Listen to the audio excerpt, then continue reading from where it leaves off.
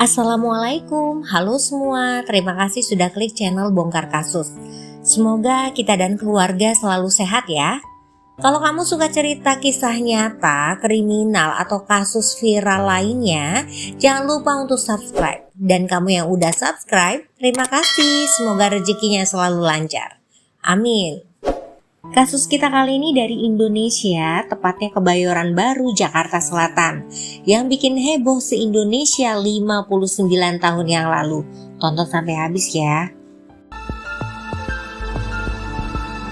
Siti Aminah adalah seorang wanita bertubuh pendek, berkulit putih dan bermata sipit. Kelahiran 4 Agustus 1928. Di lingkungannya ia akrab disapa Mince. Berasal dari desa Cikuray, Sukabumi, Jawa Barat. Anak ketiga dari 4 bersaudara.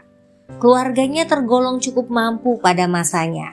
Ayahnya, Bapak Hasan Zainal, adalah mantan camat di daerah Sumedang pada zaman kolonial Belanda.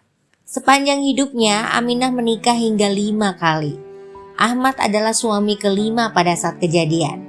Pasangan ini tidak memiliki anak kandung sehingga memutuskan mengadopsi seorang anak perempuan berusia 3 tahun. Mereka tinggal di Jalan Cioma 1 Kebayoran Baru, Jakarta Selatan.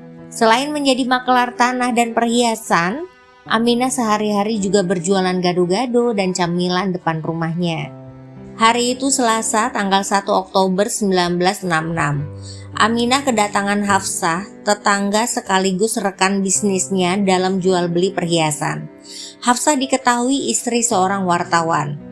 Maksud Hafsah adalah meminjam uang senilai Rp300 atau sekitar Rp285.000 kalau saat ini. Hafsah sengaja meminjam uang karena Aminah pernah membeli perhiasan darinya secara mencicil. Namun Aminah selalu telat bayar, bahkan terkadang menunggak. Namun permintaan itu ditolak mentah-mentah oleh Aminah dengan nada ketus. Tidak punya uang. Padahal Hafsah tahu seminggu sebelumnya Aminah baru saja mendapat rejeki dari hasil makelar penjualan tanah. Hafsah terus mendesak, membuat Aminah semakin kesal. Perdebatan pun semakin memanas. Saat itu datang seorang pembeli gado-gado. Aminah keluar sebentar untuk melayani, namun Hafsah terus saja mengoceh, memicu amarah Aminah semakin memuncak. Saat melayani pembeli, Hafsah masih terus bicara dan mengoceh yang membuat Aminah semakin marah. Ketika pembeli pergi, Aminah mengambil pisau yang biasa ia gunakan untuk jualan gado-gado. Seketika ia langsung masuk ke dalam rumah dan menjambak rambut panjang Hafsah yang tengah duduk di ruang tamu hingga kepalanya mendongak ke belakang. Dengan gerakan kilat, Aminah membunuh Hafsah dengan pisau yang telah disiapkan. Tubuh Hafsah langsung jatuh menggelepar dan tewas seketika. Aminah lalu menyeret tubuh Hafsah ke dalam kamar yang sebelumnya ia bungkus dengan karpet, lalu disembunyikan di bawah kolong tempat tidur.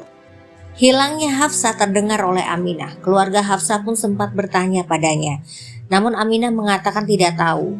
Akhirnya keluarga Hafsah ditemani Pak RT bernama Bapak Sutarji melaporkan kehilangan Hafsah ke Polres Jakarta Selatan. Jasad Hafsah berada di kolong ranjang selama 3 hari membuat Aminah takut akan tercium oleh suaminya Ahmad. Tapi anehnya Ahmad dan Neni itu gak pernah mencium bau busuk. Lalu Aminah berniat untuk mengubur Hafsah di kebun belakang rumahnya.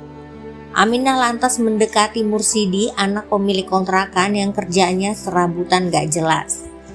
Dia berhasil merayu Mursidi. Awalnya Mursidi menolak menggali lubang setelah tahu siapa yang bakal dikuburkan. Tapi karena dijanjikan dengan imbalan uang yang lumayan besar, Mursidi pun akhirnya menyanggupi. Jumat 14 Oktober 1966 pukul 3 pagi, ketika suami dan anaknya masih tidur, Aminah mengeluarkan jasad Hafsah.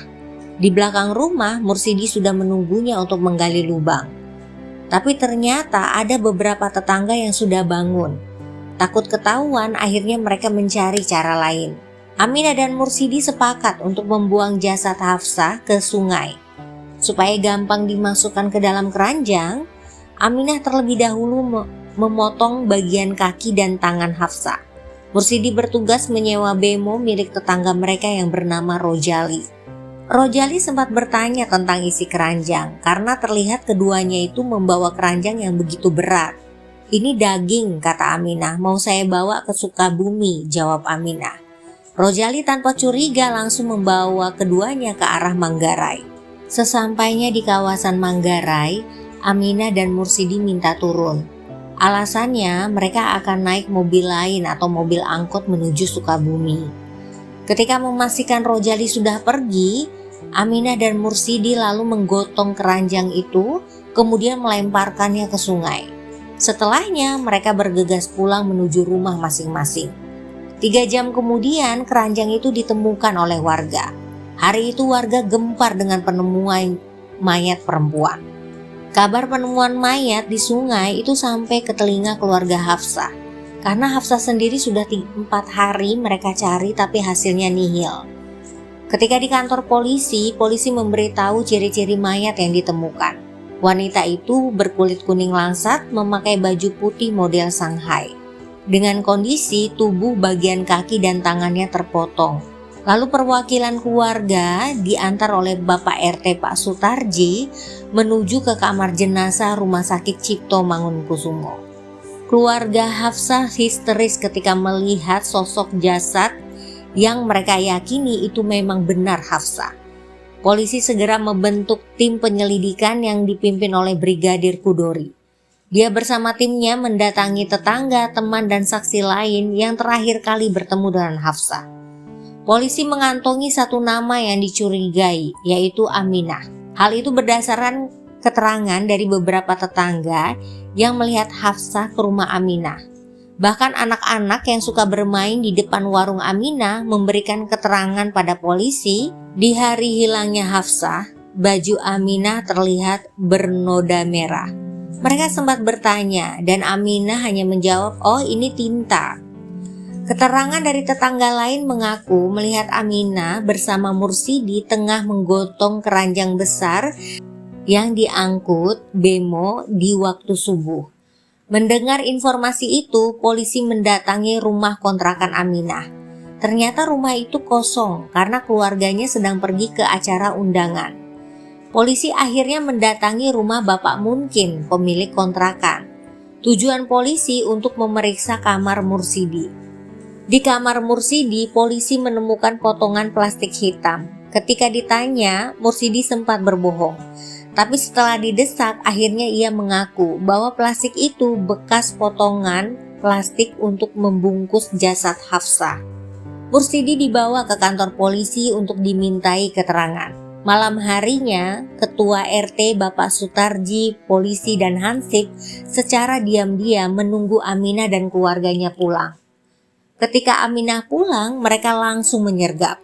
Sempat terjadi keributan karena Ahmad, suami Aminah, tidak percaya dengan ucapan polisi. Yang ia kenal istrinya itu baik dan lembut. Di hadapan penyidik kepolisian, Aminah mengaku melakukan pembunuhan tersebut dengan alasan ia sakit darah tinggi. Tekanan darah saya mencapai 180-200. Saya jengkel karena Hafsah memaksa minjam uang sebesar 300 rupiah. Keesokan harinya, polisi melakukan rekonstruksi pembunuhan di tempat kejadian, yaitu di Jalan Cioma 1 Kebayoran Baru.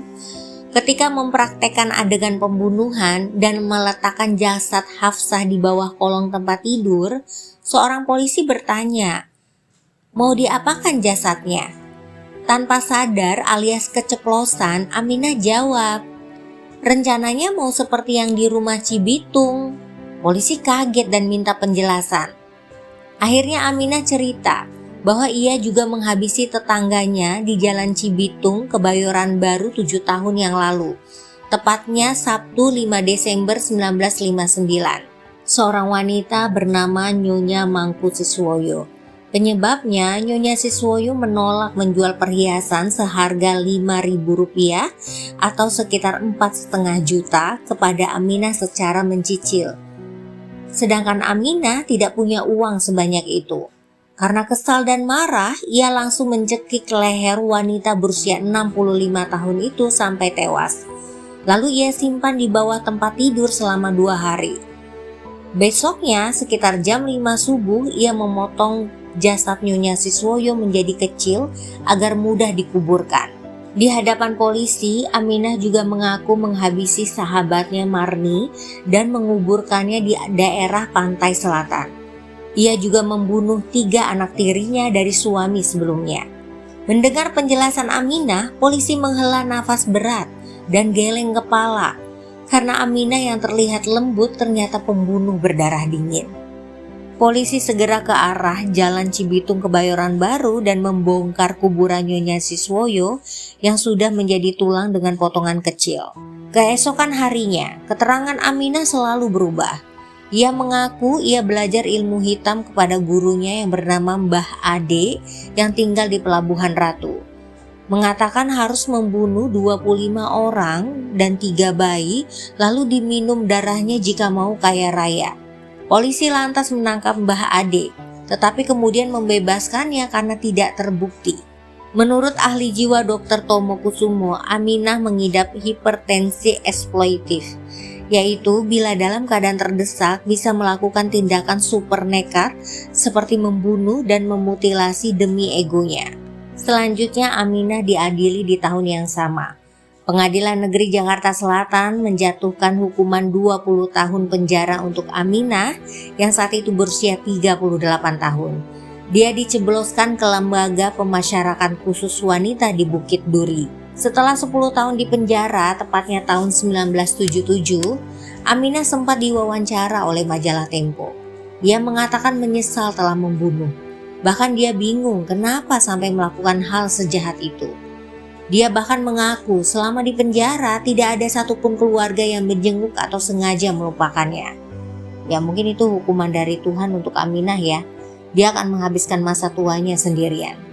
Kisah Siti Aminah adalah bukti bahwa amarah dan keserakahan jika dibiarkan menguasai hati bisa mengubah manusia menjadi monster.